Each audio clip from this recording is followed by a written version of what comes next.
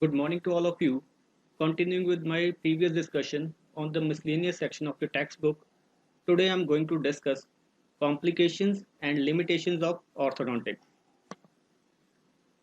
Learning objectives are: you should be knowing the risk and benefit of orthodontic treatment, overview of various adverse effects of orthodontic treatment, classification of risk and complications of orthodontic treatment, and how to reduce the adverse effects of orthodontic treatment. About the recognized benefits, there should be improvement in dental health after the treatment, that is, correcting any malocclusion towards normal occlusion. Functional efficiency should be improved after the treatment. Appearance, for what the patient is mainly concerned, should be improved. With all these above benefits, self-esteem or confidence of the patient is generally increased. Potential risk could be dental, for example, caries around margins of the brackets. Gingival inflammation are seen in some patients if they are not maintaining good oral hygiene. Skeletal, if wrong mechanics is used during orthodontic treatment, it may lead to skeletal disturbances in growing patients, for example, crossbite or collapsed arch. Medical, proper case history should be taken to eliminate any medical problem. For example, whether the patient is under some medication or not. Finally, psychology. Understanding psychology of the patient, what his needs or desires are about the treatment. Classification was given by Graeber in 2004 based on the condition's localization, based on the condition severity, based on orthodontist role in the side effect occurrence. First is based on conditions localization. It could be local or systemic. Based on condition severity, it could be mild and reversible. For example, gingivitis. It could be moderate or reversible. For example, fracture of a ceramic crown. It could be moderate and irreversible. For example, enamel fracture during debonding. It could be severe and irreversible. For example, caries and decalcifications, severe root resorption. Based on orthodontist role in side effect occurrence, treatment's role, for example, enamel changes due to acid etching, complications related to the patient, for example, individual susceptibility or disease, passive operator intervention, for example, lack of monitoring in cases with root resorption, medical errors, for example, enamel damage due to improper bonding technique. The first complication of orthodontic treatment is enamel demineralization and caries. Caries usually occurs on smooth surfaces and is a common complication in orthodontics, affecting 2% to 96% of all orthodontic patients. Caries usually occurs around the margins of the brackets if patient is not maintaining good oral hygiene. Secondly, it may occur if bonding material is left around the margins of the bracket, which is known as flash, leads to plaque accumulation. Increased caries risk during such treatment is due to several factors like lesions are difficult to locate, lowering of resting pH, increased volume of dental plaque, and a rapid shift in bacterial flora.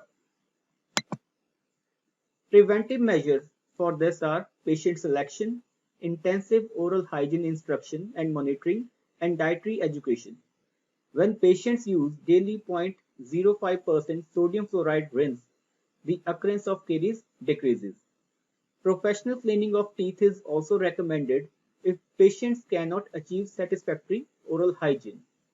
In severe cases and as a last resort, early removal of the appliance may be required to confine the damage. Second complication is physical damages on enamel. Enamel damage most commonly stems from occlusal contacts with orthodontic brackets, and the order is being worst with ceramic, metal, and composite brackets. When bonding brackets, extreme care is needed to avoid direct contact between orthodontic brackets and the opposing teeth. If direct contact between orthodontic bracket and the tooth is unavoidable, then the other teeth should properly share the occlusal loading. In number of cases, we raise the bite of the patient to avoid contact of opposing tooth with the bracket. Bite can be raised with the help of fixed bite planes or composite or GIC bite planes. A night guard, as shown in the picture, is sometimes required for patients who grind their teeth at night. Careless use of an orthodontic band seater or band remover can result in enamel fracture. So care must always be taken to remove bands with proper technique so as to minimize the risk of enamel fracture. Care is required when large restorations are present, since these can result in fracture of unsupported cusp. Debonding burrs have the potential to remove enamel, especially in fast air turbine handpieces. So care and attention is needed when adhesives are removed. Any enamel erosion must be recorded prior to commencing treatment and appropriate dietary advice given to minimize further tooth substance loss. Carbonated drinks and pure juices are the most common causes of erosion. They should be avoided in patients with fixed appliances. And generally we tell patients to avoid carbonated drinks during the treatment. Coming to pulpal reactions, orthodontic forces cause a depression of the oxygen utilization system within pulp cells.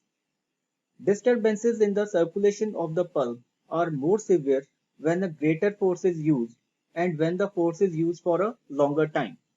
The application of light continuous force to the crown of a tooth will produce a mild and transient inflammatory response within the pulp. So we need to apply only a light continuous force. Some degree of pulpitis is therefore to be expected with orthodontic tooth movement, but is usually reversible or transient and has no long-term significance. Although it rarely leads to loss of vitality, there may be an increase in pulpitis in teeth previously traumatized by fixed appliances. So, particularly with traumatized teeth, only light forces should be applied and vitality should be monitored after every 3 months. About root resorption, the mechanism of root resorption during orthodontic treatment remains unclear. Risk factors associated with severe resorption are well known and can be summarized as follows. Length of root shorter than average roots, previously traumatized teeth, teeth lacking vitality after root treatment, application of excessive forces to teeth, and combining orthodontic and orthodontic procedures.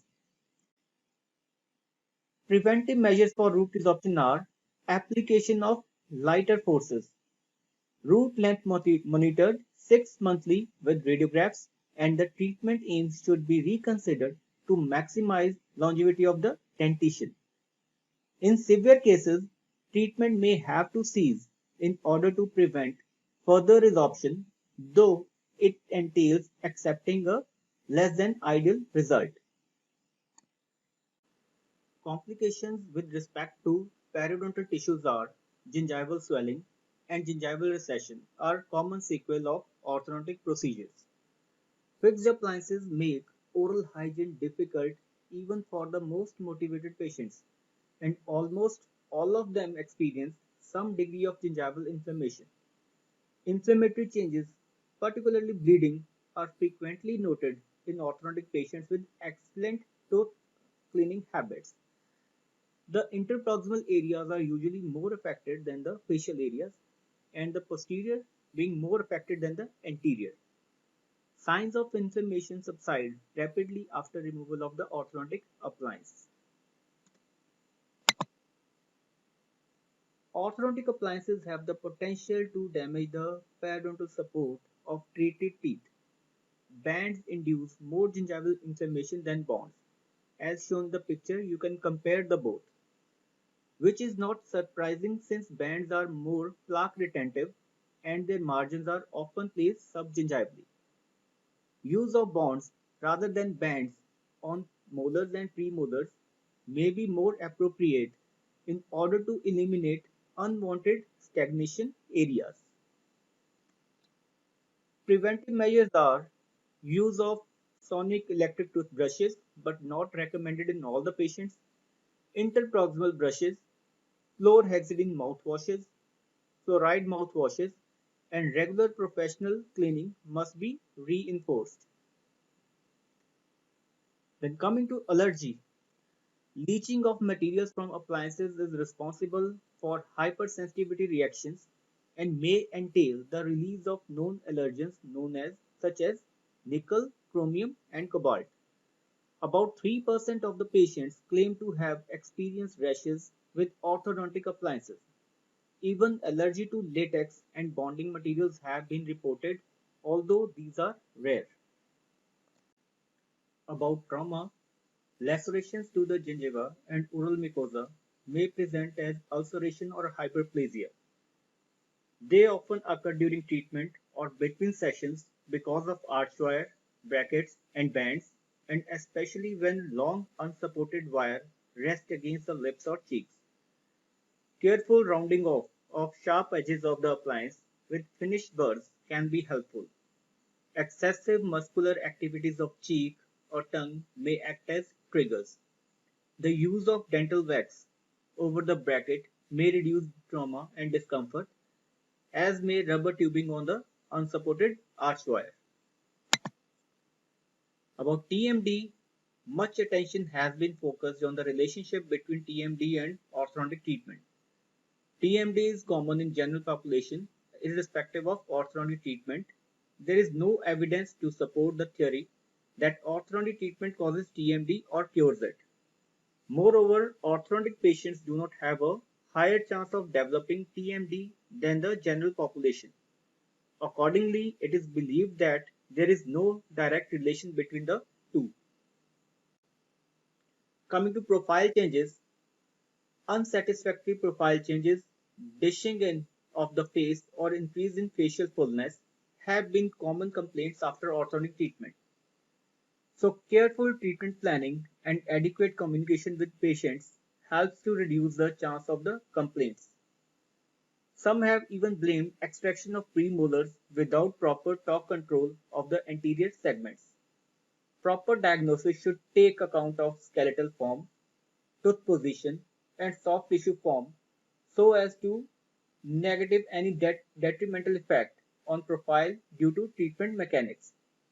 Likewise, excessive expansion of the dental arch in the anterior posterior direction will result in increased fullness of the lip and sticking of incisors.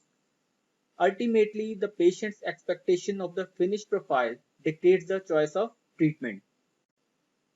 About infection control, spread of infection between patients, between operator and patient, and by third parties should be prevented by adequate infection control procedures throughout the surgery. Use of gloves, masks, sterilized instruments, and clean working areas are paramount. A detailed medical history must be taken from every patient to determine the risk factors. Coming to stability or relapse, there is an extensive research on post-treatment stability or relapse. Three major reasons are gingival, periodontal, and supporting bone tissues change during such treatment and require a period of time for reorganization of periodontal fibers. Teeth are inherently in an unstable position after a treatment, so they are easily affected by unbalanced soft tissue pressure. Continual growth of the jaws and alveolar processes affects the orthodontic result. The initial 6 month post-treatment is important as it may take 4 to 6 months for the PDL and supporting bone to complete reorganization. That is why teeth have a stronger tendency to move immediately after orthodontic treatment. So proper use of retainers can help to reduce post-treatment relapse. Coming to swallowing inhalation of small parts, orthodontic appliances are composed of very small parts connected together. They can be accidentally swallowed, aspirated, and they can irritate or damage oral tissues. About systemic diseases, General medical problems such as cardiac diseases, blood, neurological, cancer, or endocrine disorders can affect orthodontic treatment. Any changes in the patient's health should be checked for on a regular basis. Now the conclusion is there are several sources of potential iatrogenic damage due to orthodontic treatment, but when properly performed, severe damage is very rare. Individuals should be assessed for risk factors. Rarely attempts to correct malocclusion can leave the patient worse off than before treatment. Good clinical practice, careful patient selection, and good cooperation and understanding between all parties are prerequisites to minimizing tissue damage. Next topic is role of orthodontist in snoring and sleep apnea. It is defined as sudden cessation of breathing during sleep due to partial or complete blockage of airway lasting from 10 to 40 seconds. When the airway is partially blocked, it is known as snoring. But when there is a complete obstruction, it is known as obstructive apnea. Causes are cases with mandibular deficiency or functional retrusion, maxillary deficiency causing approximation of soft palate with posterior pharyngeal wall, posterior and inferior placement of hide bone, obstruction in nasal passage, enlarged tonsils, retropharyngeal mass, fat deposition in and around the throat, drugs or alcohol, chronic smoking, obesity, and improper sleeping positions. About normal and abnormal anatomical position. In blocked airways, soft palate is in direct contact with the posterior pharyngeal wall and blocking the airway. These are the common symptoms, but the most common symptoms are night sweats, snoring, daytime sleepiness, waking up with a sore throat and dry mouth, waking and suddenly choking or wheezing. So these are the common symptoms of sleep apnea. About diagnostic investigation, PSG, that is polysomnogram, it is considered to be the gold standard test for upper airway sleep disorders. This test provides an overnight recording of sleep pattern, that is rapid eye movement and non-rapid eye movement sleep, breathing patterns and oxygen saturation. PSG gives the apnea-hypopnea index, commonly known as AHI, that helps in measuring the severity of OSA. Severity according to AHI are mild OSA, in which AHI is 10 to 20, moderate OSA, in which AHI is 20 to 30, severe OSA, in which AHI is 30 to 40, and very severe OSA where AHI is more than 40. Other methods for diagnosis are dynamic MRI and CT scan, lateral cephalogram, acoustic reflection test, and CBCT. Commonly used diagnostic aid is lateral cephalogram. Though it is a two-dimensional picture, but it is helpful in diagnosis of OSA. The most important anatomical measurements include posterior pharyngeal space, as shown in the cephalogram, length of the soft palate, and distance of hide bone to the mandibular plane. Length of pharynx was found considerably longer when the patient was in supine position. About treatment protocol, behavioral modification. There is an important treatment approach in patients with offending lifestyle habits, certain abnormal sleep position, and physiological condition. In this, elimination of alcohol and sedatives 3 hours before sleep is required, exercise and proper diet for overweight persons, advising patients to lie on their side or placing a pillow behind them. Then continuous positive airway pressure machine. This machine is used to control snoring and OSA. Shoebox size device as shown in the picture. that pumps controlled stream of air through a flexible hose and a sealed nasal mask. Here, the patient compliance is poor because of the noise of compressor, not potable, dryness of airway, and mask discomfort. Oral appliances used for treatment are maintaining the mandible in a protruded position. Patient compliance is good, and they are less bulky and obstructive, and they are silent, cost effective, and easily available. Devices that pull the tongue forward into a hollow bulb by suction, for example, Cartwright's tongue retaining device. It works by preventing tongue from falling back. In this way, this appliance works. About oral appliances, they may be fixed or removable conventional type, just as activator, bionator, hubs appliances. These are devices that truly advance the mandible in a forward position. As we know, myofunctional appliances are used for growth modification in mandible, which helps in advancement of mandible in a forward or backward position. Here they are used to keep the mandible in a forward or advanced position. Tongue retaining maneuver with force elimination and mandibular advancement. The example is oral shields, as shown in the picture. Selective vertical and lateral movement by Karwadzki appliance. This is one of the modification of activator. About surgical procedures, first is maxillomandibular advancement, then palato-alveolo-pharyngoplasty, Hyde suspension, genioglossus advancement, midline glossectomy, tongue-based suspension suture. Pharmacological methods include a combination of pseudoephedrine and domperidone spray relieves severe snoring.